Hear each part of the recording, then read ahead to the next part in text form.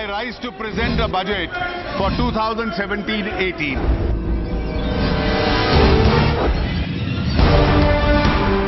రాష్ట్రానికి ప్రత్యేక హోదా రావాల్సిన అవసరం ఉంది. 2017-18 ఆర్థిక సంవత్సరానికి కేంద్ర ఆర్థిక మంత్రి అరుణ్ జైట్లీ వార్షిక బడ్జెట్ను పార్లమెంట్లో ప్రవేశపెట్టారు. గ్రామీణాభివృద్ధికి, రైతుల సంక్షేమానికి అత్యధిక ప్రాధాన్యతని ఇచ్చామని జైట్లీ అన్నారు.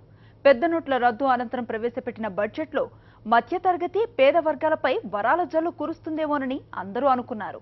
అయితే పెద్దగా మెరుపులు లేకుండానే జైట్లీ బడ్జెట్కు రూపకల్పన చేశారు. బహుశా అందుకే ఆర్బీఐ మాజీ గవర్నర్ రంగరాజన్ దీన్ని సాదాసీదా బడ్జెట్ అన్నారు. బడ్జెట్లో పేద ప్రజల మౌలిక సమస్యలను పట్టించుకోలేదని కాంగ్రెస్ ఉపాధ్యక్షుడు రాహుల్ గాంధీ పెదవి విరిచారు. అయితే జైట్లీ బడ్జెట్ దేశ భవిష్యత్తుకు చాలా మంచిదని ప్రధాని నరేంద్ర మోదీ కితాబునిచ్చారు. దీనిపైనే ఇవాల్టి magazine story. I rise to present a budget for 2017-18.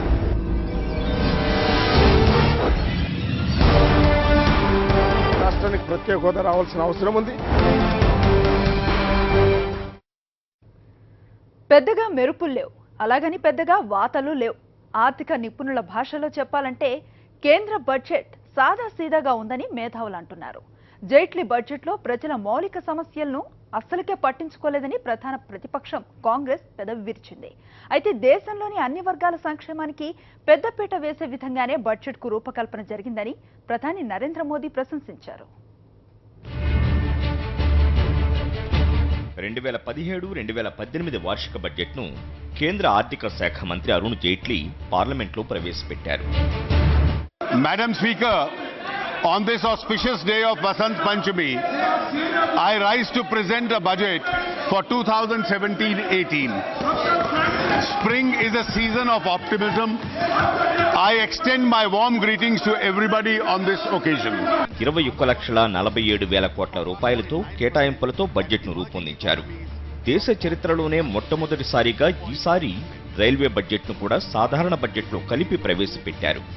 92 ఏళ్లుగా రైల్వే బడ్జెట్ను విడిగా ప్రవేశపెడుతున్న సంగతి తెలిసిందే. నిర్దేశిత గడువు కన్నా నెల రోజుల ముందుగానే బడ్జెట్ను ప్రవేశపెట్టిన జైట్లీ వచ్చే ఏడాది ఓటాన్ అకౌంట్ బడ్జెట్ ప్రవేశపెట్టాల్సిన అవసరం ఉండకూడదనే ఈ నిర్ణయం తీసుకున్నామని వివరించారు. బడ్జెట్లో 10 కీలక అంశాలపై దృష్టి సారించారు. వ్యవసాయం, గ్రామీణాభివృద్ధి, యువత, పేదల ఆరోగ్యం, మౌలిక సదుపాయాల కల్పన, పారిశ్రామిక రంగానికి చేయూత, వేగవంతమైన జవాబుదారీతనం, ప్రజా సర్వీసులు, సమర్థమైన ఆర్థిక విధానం, నిజాయితీపరులకు సరళీకృత పన్నుల విధానాలకు అత్యధిక ప్రాధాన్యత ఇస్తున్నట్లు జైట్లీ ప్రకటించారు. రైతుల ఆదాయం రెట్టింపు చేసే విధంగా విధానాలు రూపొందించడమే కాకుండా వ్యవసాయ రంగానికి వెన్నుదన్నుగా నిలుస్తామన్నారు. రైతులకు 10 లక్షల కోట్ల రూపాయల రుణాలివ్వాలని నిర్ణయించారు. తీసుకున్న రుణాలను రైతులు 60 రోజుల్లోపు చెల్లిస్తే ఒక్క పైసా కూడా వడ్డీ చెల్లించాల్సిన అవసరం ఉండదన్నారు. వ్యవసాయ వృద్ధి రేటు 4.1% ఉండొచ్చని అంచనా వేస్తున్నామన్నారు. The total area sown under Kharif and Rabi seasons are higher than the previous year. With a better monsoon, agriculture is expected to grow at 4.1% in the current year. For a good crop, adequate credit should be available to farmers in time.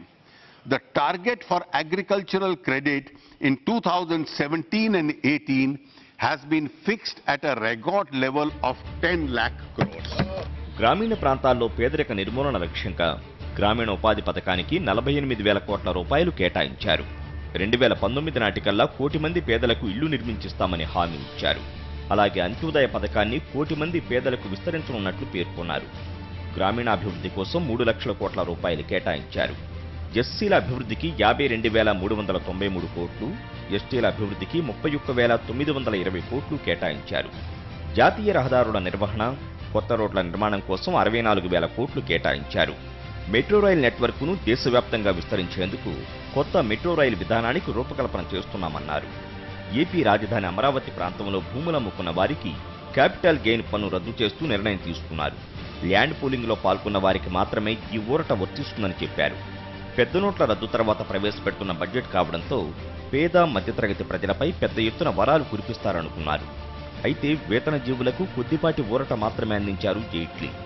2.5 లక్షల నుంచి 5 లక్షల రూపాయల లోపు వార్షిక ఆదాయం ఉన్న వారికి ఇంతవరకు వసూలు చేస్తున్న 10% పన్నును 5%కి తగ్గిస్తున్నట్లు ప్రకటించారు. I appeal to all citizens of India to contribute to national building by making a small payment of 5% of tax if their income falls in the lowest slab of 2.5%, 2 lakhs to rupees 5 lakhs. In order to expand the tax net, I plan to have a simple one-page form to be filed as an income tax return in the category of income individuals having a taxable income up to rupees 5 lakh other than business income. Also, a person of this category who files an income tax return for the first time would not be subject to any scrutiny for the first year unless there is some specific information available with the department with regard to any high-value transaction. రాజకీయ పార్టీల విరాళాలపైన కేంద్రం కొరడా జుడిపించింది. ఒక వ్యక్తి నుంచి 2,000 మాత్రమే నగదు రూపంలో విరాళాలు స్వీకరించాలని కేంద్రం ఆంక్షలు విధించింది. In accordance with the suggestion made by the Election Commission, the maximum amount of cash donation that a political party can receive will be 2,000 from any one source. Political parties will be entitled to receive donations by check or in the digital mode from their donors. An amendment is being proposed to the Reserve Bank of India Act to enable the issuance of electoral bonds in accordance with a scheme that the Government of India would frame in this regard. Every political party would have to file its returns within the time prescribed in accordance with the provisions of the Income Tax Act. This reform will bring greater transparency and accountability in the political funding while preventing future generation of black money. పెద్ద నోట్ల రద్దు తర్వాత cashless సొసైటీని ఆవిష్కరించాలని దూసుకుపోతున్న ప్రభుత్వం బడ్జెట్లో ఆ దిశగా నిర్ణయం తీసుకుంది. 3 లక్షల రూపాయలకి మించి నగదు లావాదేవీలను ఆమోదించబోమని ప్రకటించింది. I propose to limit the cash expenditure allowable as deduction both for revenue as well as capital expenditure to 10,000 rupees. Similarly, the limit of cash donation which can be received by a charitable trust is being reduced from rupees 10,000 to 2,000. The special investigative team set up by the government for black money has suggested that no transaction above rupees 3 lakhs should be permitted in cash. The government has decided to accept this suggestion. ఆదాయాన్ని పెంచుకునే క్రమంలో భాగంగా పన్నుల విధానాన్ని సరళీకరించడానికి కొన్ని ప్రతిపాదనలను ప్రతిపాదించారు. In order to make MSME companies more viable and to encourage firms to migrate to the company format, I propose to reduce income tax for smaller companies with an annual turnover up to 50 crores to 25%.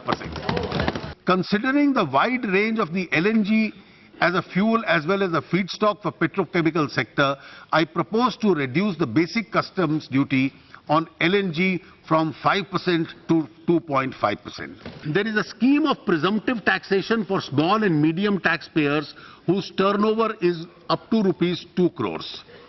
At present, 8% of their turnover is counted as presumptive income. I propose to make this 6% in respect of a turnover which is received by non-cash means. వివిధ రంగాల్లో అమలు చేస్తున్న పన్ను విధానాలను సరళీకరించే అంశంపై కేంద్రం దృష్టి సారించింది. ఆ దిశగా కొన్ని ప్రతిపాదనలు చేసింది.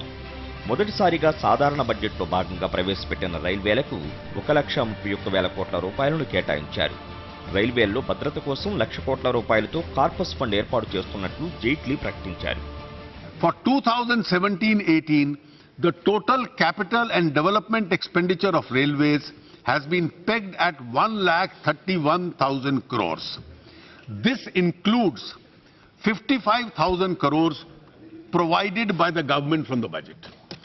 For passenger safety, a rail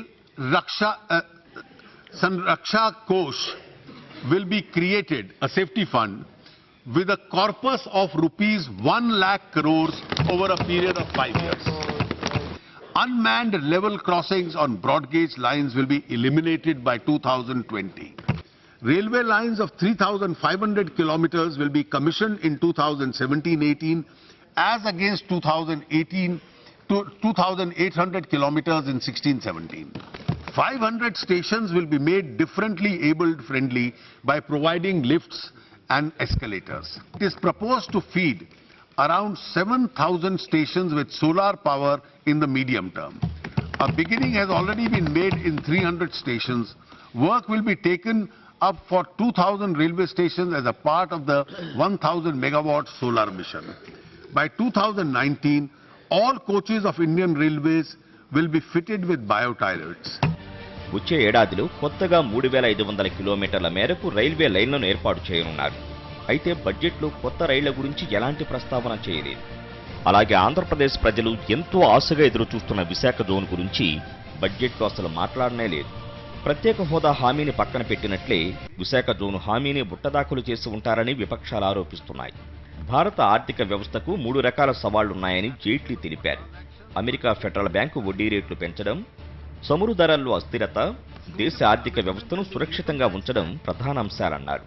నోట్ల రద్దుతో బ్యాంకుల్లో నగదు నిల్వలు పెరిగాయని, ఫలితంగా మరికొందరికి రుణాలిచ్చే సౌకర్యం కలుగుతుందని, వడ్డీ రేట్లు తగ్గుతాయని జైట్లీ ఆశాభావం వ్యక్తం చేశారు.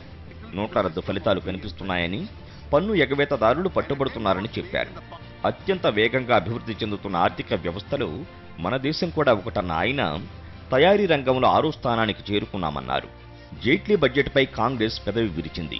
ప్రాథమిక సమస్యలను కేంద్రం అసలు పట్టించుకోలేదని ఏఐసీసీ ఉపాధ్యక్షుడు రాహుల్ గాంధీ విమర్శించారు. రైతులు, నిరుద్యోగులకు మొండిచేయి చూపించారన్నారు. రాజకీయ పార్టీల విరాళాల విషయంలో తీసుకున్న చర్యలను స్వాగతించిన రాహుల్ రైల్వే భద్రత విషయంలో జైట్లీ చిన్నచూపు చూశారని మండిపడ్డారు. మౌలిక సమస్యలను పట్టించుకోలేదని రాహుల్ అన్నారు. But on the fundamentals, the main issue facing India today is jobs and how India is going to solve the job problem. On that, absolutely nothing. No vision, no idea. So for farmers, absolutely nothing. Basic misunderstanding of what NREGA is. So no, we were expecting some fireworks. We got a bit of a damp squib. जो भी political funding को साफ करने के लिए steps लिए जाएंगे, हम उनको support करेंगे. అయితే జైట్లీ పద్దు అద్భుతంగా ఉందన్నారు ప్రధాని నరేంద్ర మోదీ. దేశంలోని అన్ని వర్గాల ప్రజల ఆశలు, ఆకాంక్షలను నెరవేర్చేలా సాధారణ బడ్జెట్ ఉందన్నారు మోదీ. చరిత్రాత్మక బడ్జెట్కు రూపకల్పన చేసిన ఆర్థిక మంత్రిత్వ శాఖ యంత్రాంగానికి ఆయన అభినందనలు తెలిపారు. ప్రజల జీవన ప్రమాణాలు మెరుగుపడేందుకు చర్యలు చేపట్టడంతో పాటు యువత, మహిళలు, వృద్ధుల సంక్షేమానికి ప్రత్యేక ప్రాధాన్యత ఇచ్చారని పేర్కొన్నారు. వ్యవసాయం, గ్రామీణ ప్రాంతాల్లో మౌలిక వస్తువుల కల్పనకు పెద్దపీట వేశారని వ్యాఖ్యానించారు. పన్నులు తగ్గించడం సాహసోపేత నిర్ణయమన్న మోదీ అందరికీ ఆవాసమన్న కల వచ్చే 2 ఏళ్లలో నిజమవుతుందన్నారు. జైట్లీ బడ్జెట్ అభివృద్ధిని పరుగులు పెట్టిస్తుందని ధీమా వ్యక్తం చేశారు ప్రధాని మోదీ. ये बजट एक प्रकार से हमारा फ्यूचर है, हमारी नई पीढ़ी का फ्यूचर है, हमारे किसान का फ्यूचर है. और जब मैं फ्यूचर कहता हूं तब उसका मेरे मन में एक मीनिंग है. एफ से फार्मर्स, यू से अंडर प्रिविलेज, टी से ट्रांसपेरेंसी, टेक्नोलॉजिकल अपग्रेडेशन, यू से अर्बन रिजुविनेशन और आर से रूरल डेवलपमेंट और ई से नौजवानों के लिए एम्प्लॉयमेंट.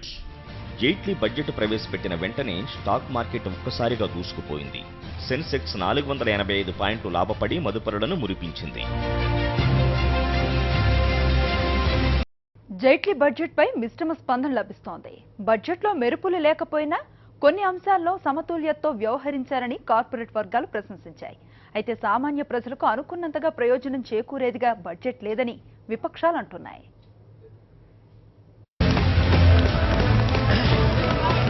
బడ్జెట్లో ప్రత్యేక హోదా ఊసే లేదని వైఎస్ఆర్సీపీ రాజ్యసభ సభ్యుడు విజయసాయిరెడ్డి విమర్శించారు. రైల్వే జోన్పై ఎలాంటి ప్రస్తావన రాలేదన్నారు.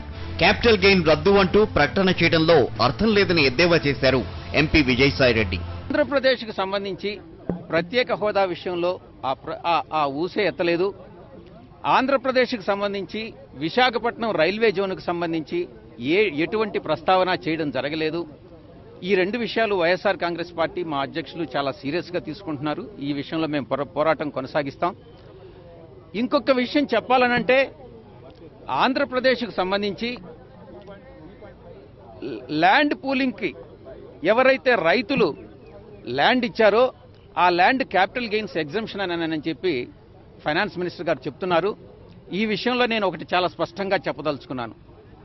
అగ్రికల్చరల్ ల్యాండ్ అన్నటువంటిది గతంలో కూడా ఇన్కమ్ ట్యాక్స్ అమెండ్మెంట్ తీసుకొచ్చినా ఈ బడ్జెట్లో చెప్పనప్పటికీ కూడా అగ్రికల్చరల్ ల్యాండ్ ఎవరికి ఇచ్చినా కూడా అది గవర్నమెంట్లో ల్యాండ్ పూలింగ్కి ఇచ్చినా లేకుంటే వేరే విధంగా ఇచ్చినా కూడా అగ్రికల్చరల్ ల్యాండ్ క్యాపిటల్ గెయిన్ అన్నటువంటిది ట్యాక్స్ లేదు, గతంలో కూడా లేదు. అలాంటప్పుడు ఇంకా కొంచెం ముందుకెళ్ళి ఈరోజు మేము ఆ ల్యాండ్ పూలింగ్లో ఇచ్చినటువంటి ల్యాండ్ మీద ట్యాక్స్ ఉండదు అని చెప్పడంలో అర్థం లేదు. నిజానికి చెప్పాలనంటే రైతులు ఎవరైతే గవర్నమెంట్కి ఇచ్చారో ల్యాండ్ పూలింగ్లో, ఆ ల్యాండ్ పూలింగ్లో ఇచ్చినటువంటి ల్యాండ్ మీద ప్రభుత్వం వారికి 1000 గజాల నుంచి 1200 గజాలు 1400 గజాలు ప్లాట్లు ఇవ్వడం జరుగుతుంది అన్నటువంటిది హామీ ఇవ్వడం జరిగింది. ఆ ఇచ్చినటువంటి ప్లాట్లు భవిష్యత్తులో రైతులు కానీ సేల్ చేసుకుంటే అమ్ముకుంటే ఆ క్యాపిటల్ గెయిన్ని ఎగ్జంప్షన్ కానీ ఇస్తే అది నిజమైనటువంటి రైతులకు బెనిఫిట్ అవుతుంది. కానీ ఇప్పుడు ఇచ్చినటువంటి హామీ ఉత్తుత్త హామీ, అది మభ్యపెట్టడమే జరుగుతుంది. అక్కడ చంద్రబాబు నాయుడు గారు ఎలాగైతే మభ్యపెడుతున్నారో ప్రజల్ని, ఇక్కడ కూడా ఇదే రకంగా కేంద్ర ప్రభుత్వం కూడా ప్రజల్ని ఈ రకంగా మభ్యపెట్టడం, క్యాపిటల్ గెయిన్స్ ఏదో ఎగ్జంప్షన్ ఇచ్చినామని చెప్పి మభ్యపెట్టడం జరుగుతుంది. ఇది గర్హనీయం అన్నటువంటిది నేను తెలియజేసుకుంటున్నాను. నేను చెప్పాను కదా, అసలు ఆ అగ్రికల్చరల్ ల్యాండ్ అన్నటువంటిది అసెట్ డెఫినేషన్లో రాదు. ట్రాన్స్ఫర్ అనేది section 2 subsection 47 of the income tax act లో చాలా స్పష్టంగా చెప్పారు. ట్రాన్స్ఫర్ డెఫినేషన్ లోకి అగ్రికల్చరల్ ల్యాండ్ అనేది రాదు. గతంలో కూడా అగ్రికల్చరల్ ల్యాండ్ మీద క్యాపిటల్ గెయిన్ ట్యాక్స్ లేదు, ఇప్పుడు లేదు. అడిషనల్ గా ప్రభుత్వం దానికి ఇచ్చింది ఏమీ లేదు. ఇది ప్రజలను మభ్యపెట్టడమే అన్నటువంటిది. నేను చెప్పినట్టుగా ఆ అగ్రికల్చరల్ ల్యాండ్ కు బదులుగా ప్లాట్ ఇచ్చి భవిష్యత్తులో ఆ ఇచ్చేటటువంటి 1200 యార్డ్స్ కానీ 1400 యార్డ్స్ కానీ సేల్ చేసినప్పుడు అది కూడా ఎగ్జంప్షన్ ఇచ్చినప్పుడే అది నిజానికి నిజమైనటువంటి క్యాపిటల్ గెయిన్ ఎగ్జంప్షన్ ఇచ్చినట్టు అవుతుంది. జైట్లీ బడ్జెట్ స్థితిమంతులకు బాగానే ఉంటుందని, పేదలకు ఏమాత్రం ఉపయోగకరంగా ఉండదని వైఎస్ఆర్ కాంగ్రెస్ పార్టీ ఎంపీ మేకపాటి రాజమోహన్ రెడ్డి అన్నారు. వాళ్ళకి అలవాటైపోయిందండి. ప్రత్యేక హోదా మొన్నటి వరకు చెప్తున్నారు, 6 నెలల క్రితం వరకు ప్రత్యేక హోదా తప్పనిసరిగా వస్తుందని. మరి ఇప్పుడేమో మాట మార్చారు. ఇప్పుడు ఏదో ప్రత్యేక ప్యాకేజ్ అంటున్నారు, దానికి చట్టబద్ధత అంటున్నారు. ఏంది రకరకాల మాటలు చెప్తున్నారు. నేను చెప్తున్నాను, మనం అందరం బాగానే ఉంటాం, జరుగుబాటు ఉండేవాళ్ళం. చాలా మంది పేద ప్రజలు ఉన్నారు, పేద ప్రజల బిడ్డలు ఉన్నారు. వాళ్ళ భవిష్యత్తును కాపాడవలసిన బాధ్యత పరిపాలన చేసే వాళ్ళ మీద ఉంది. అది మరిచిపోయి వాళ్ళ బాగోగులు, వాళ్ళ బిడ్డల బాగోగులు. ఆయన ఇప్పుడు మన ముఖ్యమంత్రి గారు, ఆయన కుమారుడు రాబోయే రోజుల్లో ఎలా ముఖ్యమంత్రి అవుతాడా అని వరి అవుతున్నారు. మరి అది అందరికీ ఉండదా అండి? అందరి బిడ్డలకు ఉండదా? మాత్రం అందరి బిడ్డలు కూడా చదువుకొని బాగా యోగ్యులు కావాలి, జీవితాలు స్థిరపడాలనేది అందరికీ ఉంటుంది కదా. అందువల్ల ఇది ఏమాత్రం భావ్యం కాదనేది నా మనకు. వార్షిక బడ్జెట్లో క్యాపిటల్ గెయిన్స్ కు మినహాయింపును టీడీపీ ఎంపీలు స్వాగతించడాన్ని ఒంగోలు ఎంపీ వైవి సుబ్బారెడ్డి తప్పుపట్టారు. క్యాపిటల్ గెయిన్స్ మినహాయింపుతో ల్యాండ్ పూలింగ్ లో భూములు కొన్న టీడీపీ నేతలకు మాత్రమే మేలు జరుగుతుందని అన్నారు. నిజమైన రైతులకు ఎలాంటి లబ్ధి జరగదన్నారు. రాష్ట్ర ప్రయోజనాలని రాష్ట్ర నాయకులు ఏ విధంగా స్వార్థ ప్రయోజనాలను తాకట్టు పెడుతున్నారంటే, రాష్ట్రానికి ప్రత్యేక హోదా వచ్చేంత వరకు వైఎస్ఆర్ కాంగ్రెస్ పార్టీ తరఫున మేము పోరాటం చేస్తుంటే, ఎక్కడో కొంతమందికి నిజంగా రైతులకు మేలు జరిగితే మేమందరం కూడా హర్షిస్తాం. కానీ కొంతమంది రాజకీయ నాయకులు ల్యాండ్ పూలింగ్లో క్యాపిటల్ గెయిన్స్ ట్యాక్స్ ఎగ్జంప్షన్ ఇచ్చినందుకు తెలుగుదేశం పార్టీ నాయకులు, కొంతమంది పార్టీ నాయకులు బల్లలు ధరుస్తున్నారంటే మనం కోరుకోవాల్సింది కొంతమంది ప్రయోజనాల కోసం కాదు, రాష్ట్రంలో ఉన్న 5 కోట్ల మంది ప్రయోజనాల కోసం పోరాడాలి. అట్లాంటి ఆదర్శంగా తీసుకోవాలి. కానీ ఎవరో కొంతమందికి దట్టు ఎవరు ల్యాండ్ పూలింగ్లో భూములు కొనదంతా తెలుగుదేశం నాయకులే, వాళ్ళ ప్రయోజనాలు వచ్చిందని పార్లమెంట్లో బల్లలు ధరుస్తున్నారు. ఇది చాలా ఘోరం. తప్పకుండా వైఎస్ఆర్ కాంగ్రెస్ పార్టీ తరఫున మేము ప్రత్యేక హోదా విషయంలో, రైల్వే జోన్ విషయంలో మా పోరాటం ఇంకా ఉధృతం చేస్తాం. అన్ని వర్గాలను సంతృప్తిపరచడం సాధ్యం కాకపోయినా అరుణ్ జైట్లీ ప్రవేశపెట్టిన బడ్జెట్ పర్వాలేదని ప్యాప్సీ అభిప్రాయపడింది. ఈ బడ్జెట్ కు 10కి 8 మార్కులు ఇవ్వొచ్చన్నారు. వ్యవసాయం, యువత, స్కిల్ డెవలప్మెంట్, వెల్ఫేర్ కు ఎక్కువ ప్రాధాన్యతనిచ్చినట్టుగా ప్యాప్సీ సభ్యులు పేర్కొన్నారు. పోర్టుల విషయం, వాటర్ ట్రాన్స్పోర్టేషన్ ప్రస్తావన ఎక్కడా లేదన్నారు. ఓవరాల్గా ఫ్యాప్సీ తరఫు నుంచి ఏంటంటే తక్కువ ఎంఎస్ఎంఈకి వాళ్ళకి ఎప్పుడైతే 50 crore రూపీస్ టర్న్ ఓవర్ ఉందన్నారో వాళ్ళకి ఒక రిలీఫ్ వచ్చింది. అందులో ఇంకా ఏంటంటే ఫర్మ్స్ కూడా ఇస్తారా లేదా అన్నటువంటిది ఒకసారి మనం ఆలోచన చేయాలా. అది దానికి కూడా ఒకసారి రిప్రజెంటేషన్ ఐ థింక్ ఫైన్ ప్రింట్లో అది క్లారిఫికేషన్ రావాలని అనుకుంటున్నాం. ఎప్పుడైతే మన మిడ్ సైజ్ ఎంఎస్ఎంఈకి ఇచ్చున్నారో ఐ థింక్ ఫర్మ్స్ కూడా ఇవ్వాలా, కార్పొరేట్ ఒకటే కాదు ఫర్మ్స్ కూడా ఇస్తారనే అనుకుంటున్నాం. బట్ ఏంటంటే పీపుల్ ఏంటంటే డిమానిటైజేషన్ అందువల్ల ఏమొస్తుందని చెప్పేసి అంతవరకు ఎవరైతే ఇంకా ట్యాక్స్ పెంచుతారు అంటే 3.5 దాకా కాకుండా ఒకేసారి 5 lakhs చేసేసినట్టయితే 2.5 lakhs తీసేసారు, 3 lakhs నుంచి మళ్ళీ తీసారు, మళ్ళీ కానీ కొంత తగ్గించారు. అదే కనుక ఒకేసారి 5 lakhs చేసినట్టే చాలా వరకు చాలా బెనిఫిట్ అయ్యేది. ఇండివిజువల్ ట్యాక్స్ పేయర్స్ కూడా చాలా బాగా కొంత లాభపడేవాళ్ళు అండి. అదే తక్కిన వాళ్ళకన్నా ట్యాక్స్లు మరి ఇప్పుడు అన్ని దీనివల్ల ఎక్కువగా ప్రాధాన్యత ఏమి ఇచ్చారంటే ఈ ఫార్మర్స్, అగ్రికల్చర్కి, రూరల్ పాపులేషన్కి, యూత్కి, ఇన్ఫ్రాస్ట్రక్చర్, ఫైనాన్షియల్ సెక్టర్కి ఇవన్నీ ఇచ్చారు. దానివల్ల ఎవరైతే ప్రజలు ఎప్పుడైతే ఈ రెండు వల్ల ఎవరైతే అంత అనుకున్నా అంతవరకు ఏమి సామాన్య ప్రజలకు మేలు చేసే అంశాలేవి కూడా బడ్జెట్లో చోటు చేసుకోలేదని వైఎస్ఆర్ కాంగ్రెస్ పార్టీ అంటోంది. ఆంధ్రులకు మటుకు అన్యాయం చేశారు. ఆంధ్రప్రదేశ్ ప్రజల మనోభావాలని ఎప్పుడు గుర్తిస్తారు, ఎప్పుడు ఆంధ్రప్రదేశ్కి స్పెషల్ స్టేటస్ అనౌన్స్ చేస్తారు అనేది మటుకు నిజంగా సీరియస్గా మనం కేంద్రం పైన ఒత్తిడి తీసుకుని రావాలి. ఇది మేము వైఎస్ఆర్సీపీ తరఫు నుంచి మేమందరం కూడా అదే డిమాండ్ చేశాము. ఇన్ఫాక్ట్ మీరు చూసి ఉంటారు, ఈ బడ్జెట్ అయిపోగానే ఇమీడియట్గా కూడా మేమందరం కూడా మేము ఎక్స్ప్రెస్ చేశాము, మీరు అసలు స్పెషల్ స్టేటస్ గురించి మీరు ఏ అనౌన్స్ చేయలేదు అనేసి. Then we had to walkout from the house. అది చాలా డిసప్పాయింటింగ్ గా ఉంది. కేంద్ర మంత్రులు మాత్రం భారతదేశానికి చాలా మంచి బడ్జెట్ను అందించారని అరుణ్ జైట్లీని అభినందనలతో ముంచెత్తుతున్నారు. ప్రధానమంత్రి నరేంద్ర మోదీ సైతం అరుణ్ జైట్లీ అత్యుత్తమమైన బడ్జెట్కు రూపకల్పన చేశారని మెచ్చుకున్నారు. జైట్లీ బడ్జెట్ దేశ భవితకు చాలా మంచిదని మోదీ అన్నారు. బడ్జెట్ అనే బ్రహ్మ పదార్థం అర్థం కాని మామూలు ప్రజలకి మాత్రం బడ్జెట్ ప్రయోజనాలు తమ జీవితాల్లో అడుగుపెట్టినప్పుడే బడ్జెట్ మంచిదా కాదా అన్నది చెప్పగలుగుతారు. ఇది ఇవాల్టి మ్యాగజైన్ స్టోరీ. మరో ఇంట్రెస్టింగ్ టాపిక్ తో మరో బులెటిన్ లో కలుద్దాం. అంతవరకు stay tune to Sakshi. I rise to present a budget for 2017-18.